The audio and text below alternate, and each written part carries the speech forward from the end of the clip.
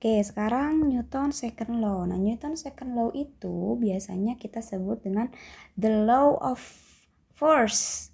Ya, di sini ada beberapa faktor yang menyebabkan benda bergerak, ya. Yang mana di sini akan ada yang namanya acceleration atau percepatan. Dan juga di sini ada pengaruh dari massa bendanya atau dari mass. Mass itu massa it have to be massa benda. And also the last is from the force itself atau gaya. Nah, makanya di sini itu semakin besar massanya, semakin besar akselerasinya, gaya yang diberikan pun akan besar. Kita bisa merumuskan Newton second law itu dengan F equals to M times A. Oke. Nah, di mana tadi F itu adalah force, M itu adalah mass, and A is acceleration. Nah, percepatan itu dalam meter per second kuadrat, kilogram, and also this one is Newton. Nah, misalkan nih ya, ketika kita sedang bermain lempar bola, misalkan ini ada si A, ini ada si B. Nah, si A dan si B itu mau melempar bolanya tapi dengan massa yang berbeda. Misalkan kalau yang A mah bolanya segini, kalau misalkan yang B itu bolanya agak besar, berarti massanya juga akan lebih besar kan. Ketika dia memberikan energi atau misalkan memberikan gaya yang sama, misalkan gayanya 10 Newton. Ini meter ya, 10 Newton. Nah ya, maka si akselerasinya atau percepatannya itu akan berbeda. Kenapa? Karena masanya juga berbeda. Yang ini mah lebih besar, yang ini mah lebih kecil. Maka yang lebih besar itu akan lebih kecil percepatannya. Kita buktikan ya. Misalkan massa dari bola yang kecil itu 2 kg lah ya.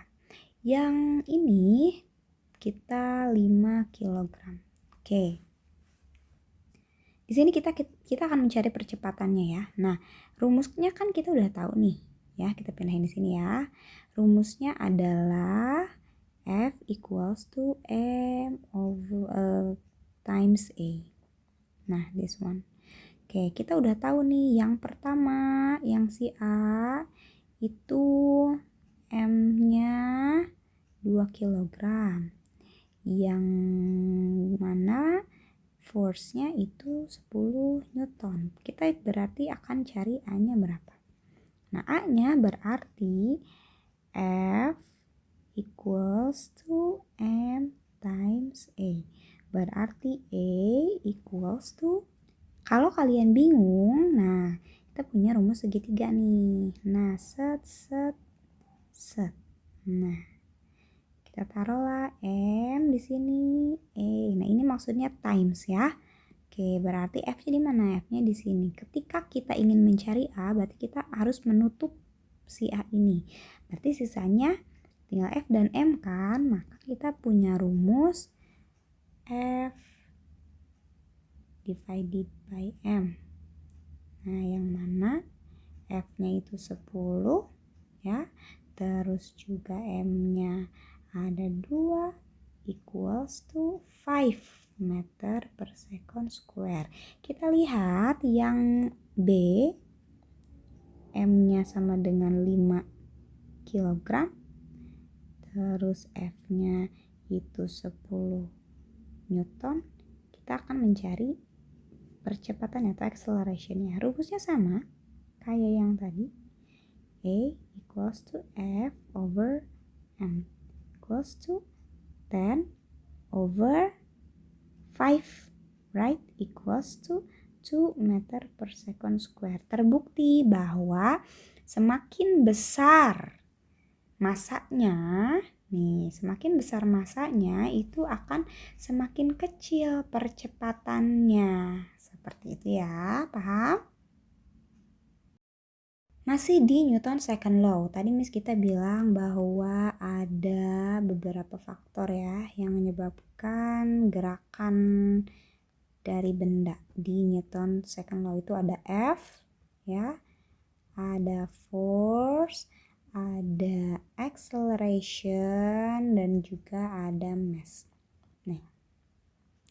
Nah, tadi, the greater